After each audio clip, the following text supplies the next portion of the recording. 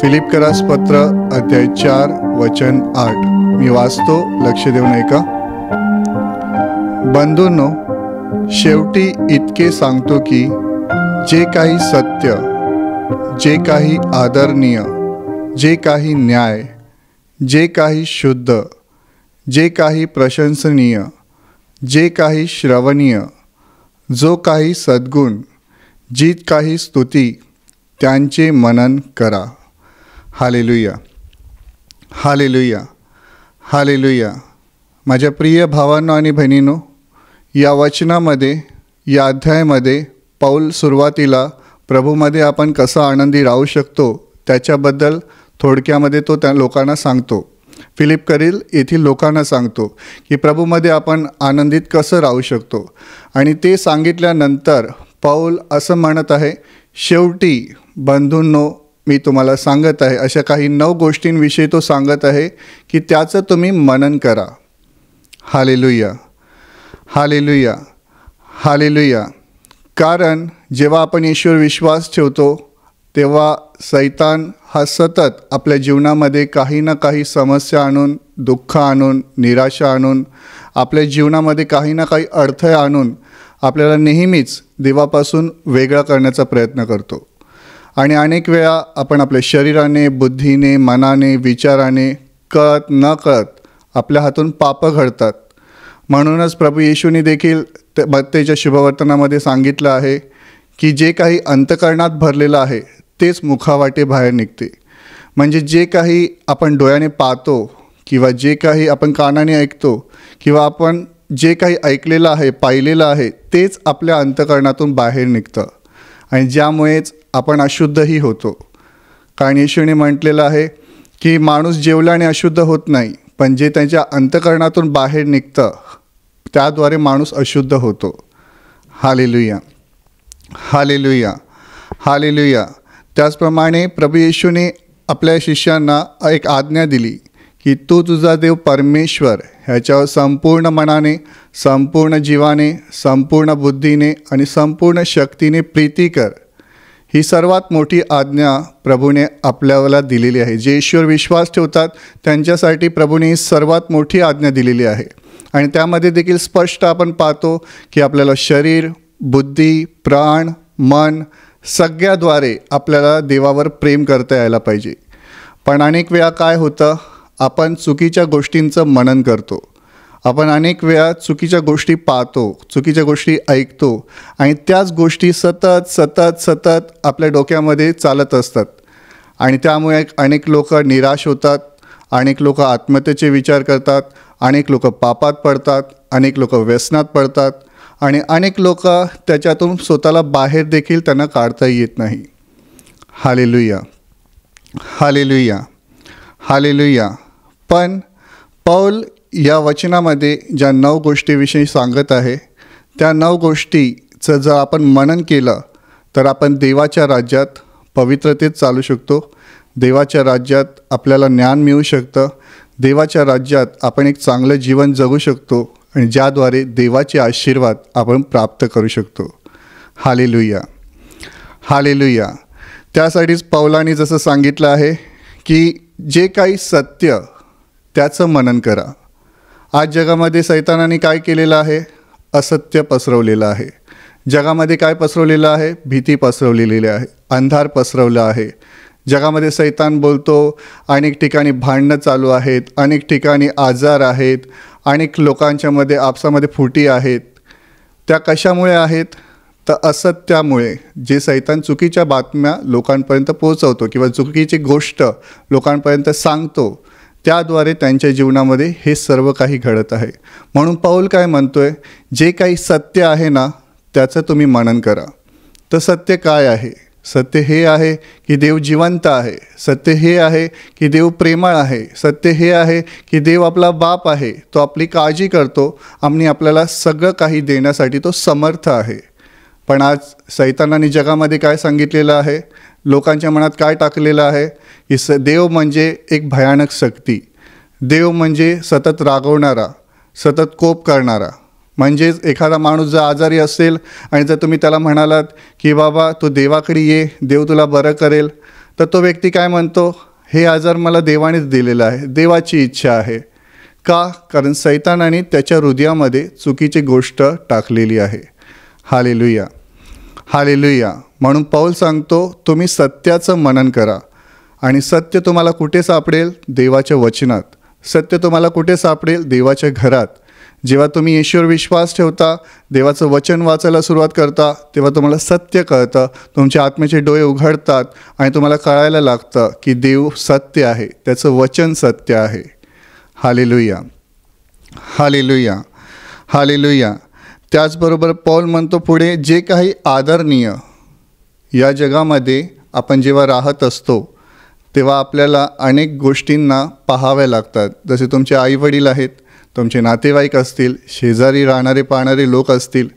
देवाचं वचन आपल्याला शिकवतं की आपण आईवडिलांचा आदर केला पाहिजे, शेजाऱ्यावर प्रेम करायला पाहिजे, आपण एकमेकांची मदत केली पाहिजे. कशासाठी? जर आपण हे करत राहिलो तर आपण विश्वासामध्ये टिकून राहू. जर आपण हे करत राहिलो तर आपल्याला देवाचे आशीर्वाद मिळतात. म्हणून पौल सांगतो, जे काही आदरणीय आहे त्याचं तुम्ही मनन करा. जेव्हा तुम्ही देवाच्या वचनाप्रमाणे त्या गोष्टी तुमच्या जीवनात करता तेव्हा तुम्हाला देवाचे आशीर्वाद मिळतात. जेव्हा तुम्ही देवाच्या वचनाचं पालन करायला सुरुवात करता तेव्हा तुम्हाला ते तुमच्या जीवनामध्ये आशीर्वाद घेऊन येतात. म्हणून पौल सांगतो की तुम्हाला मनन करायचं आहे ज्या गोष्टी आदरणीय आहेत. जसं बायबल सांगतं की देवाचं वचन आदर करण्यास योग्य आहे. देवाची स्तुती, देवाचा गौरव करणं आदरणीय आहे. का? कारण तो स्तुतीस पात्र परमेश्वर आहे. आपल्याला दिवस रात्र त्याच्याविषयी विचार केला पाहिजे. आपल्याला दिवस रात्र प्रभू येशूविषयी विचार करायला पाहिजे की तो केवढा थोर आहे, तो केवढा महान आहे. त्याच्याविषयी मनन करा. Hallelujah, hallelujah, hallelujah. कारण जेव्हा तुम्ही येशूविषयी विचार कराल तेव्हा तुम्हाला कळेल की तो केवढा महान आहे. तुम्हाला कळेल की तो केवढा सामर्थ्याने भरलेला आहे.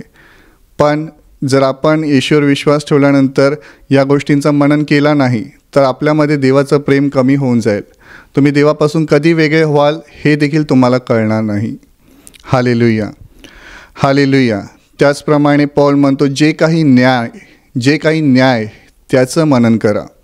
जेव्हा तुम्ही बायबल वाचता तेव्हा तुम्हाला कळतं की देव कशा प्रकारे न्याय करणार आहे. जेव्हा तुम्ही बायबल वाचता तेव्हा तुम्हाला कळतं की येशू कशा प्रकारे या जगाचा न्याय करणार आहे. तेव्हा आपण कशा प्रकारे देवाचं भय बाळगून जीवन जगायला पाहिजे आणि कसं प्रकारे भय बाळगून आपण दुसऱ्यांना देखील मदत केली पाहिजे. Hallelujah, hallelujah. का? कारण अनेक वेळेला काय होतं, एखाद्या माणसाबरोबर तुमचं भांडण झालं आणि तुमच्या मनामध्ये लगेच राग येतो आणि ते राग सतत तुमच्या डोक्यामध्ये, सतत तुमच्या मनामध्ये फिरत राहतं की त्याने मला तसं का बोललं, त्याने माझ्याबरोबर असं का केलं, तो माझ्याबरोबर असं का वागला, आणि आपण त्या माणसांचा न्याय करायला लागतो. पण देवाचं वचन आपल्याला शिकवतं की आपण जे काही न्याय आहे त्याचं मनन करा. जेव्हा आपण देवाचं वचन वाचतो आपल्याला कळतं की आपण दुसऱ्यावर राग केला नाही पाहिजे, आपण दुसऱ्याचा न्याय केला नाही पाहिजे. मग ही वचनं जेव्हा तुमच्या आतमध्ये असतील तेव्हा त्या गोष्टीचं जर तुम्ही मनन करत राहिलात तर तुम्ही सैतानाला तुमच्या जीवनातून हकलू शकता. Hallelujah, hallelujah. त्याचप्रकारे पुढे सांगितलं आहे, जे काही शुद्ध आहे या जगामध्ये, बाकी जर तुम्ही सगळीकडे पाहाल तर सगळीकडे अशुद्धता आहे.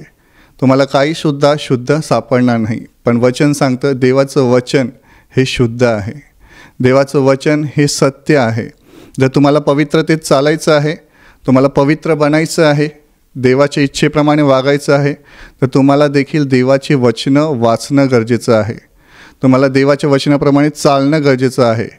कारण तुम्ही आज जगामध्ये पाहाल सगळीकडे वाईट गोष्टी दाखवल्या जातात.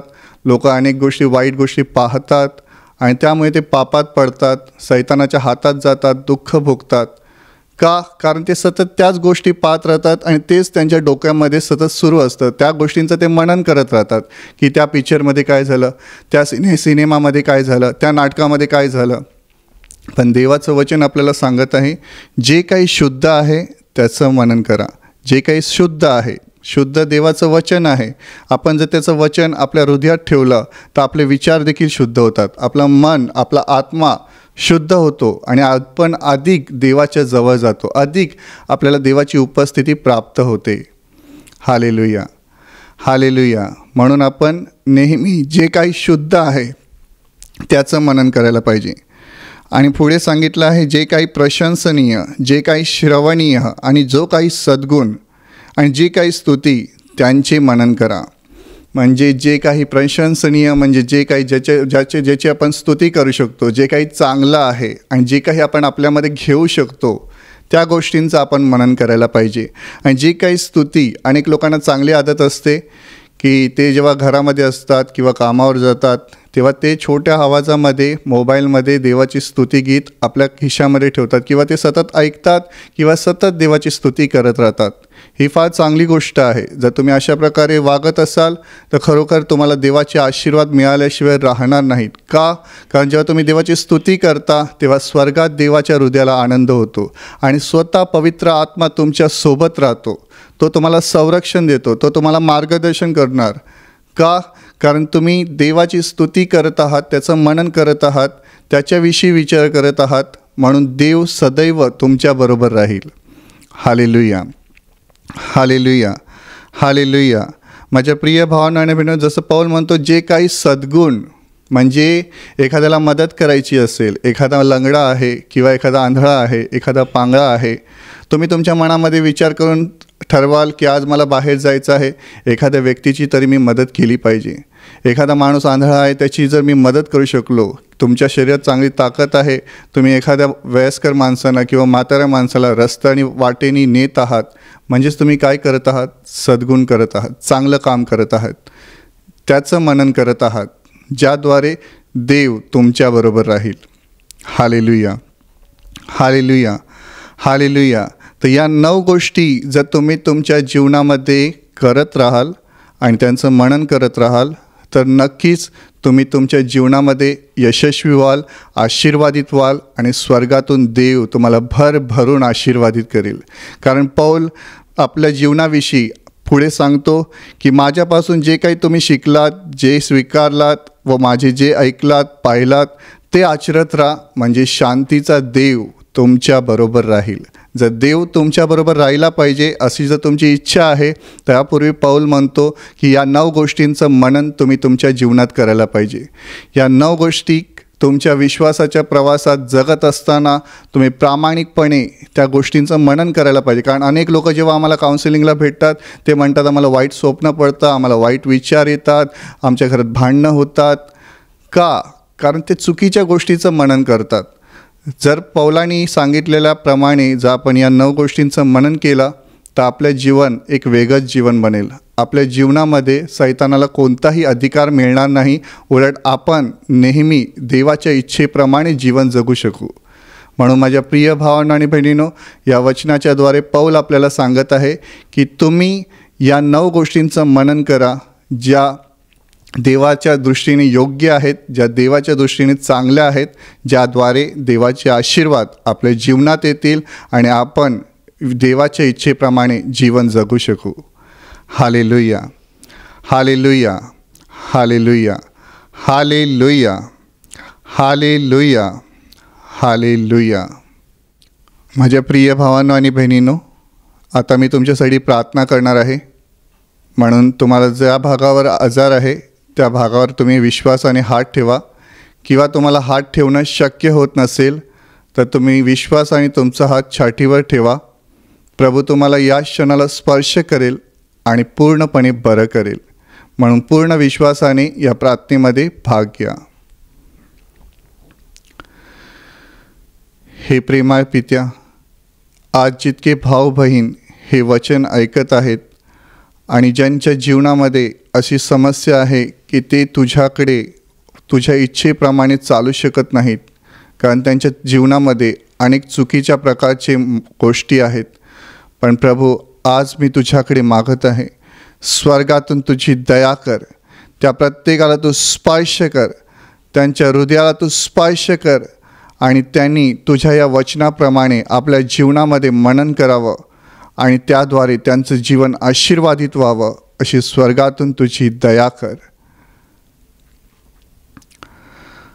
तुमच्या शरीरातील सर्व आजार प्रभू येशूच्या नावाने या क्षणाला नष्ट होत. तुमच्या जीवनातील प्रत्येक दुःख, संकट आणि आजार प्रभू येशूच्या नावाने या क्षणाला नष्ट होत. तुमच्या जीवनातील आणि कुटुंबातील सर्व सैतानाची बंधनं प्रभू येशूच्या नावाने या क्षणाला तुटून जावत आणि तुमच्या जीवनावर आणि तुमच्या कुटुंबावर प्रभू येशूचे महान आशीर्वाद येऊत. आमीन.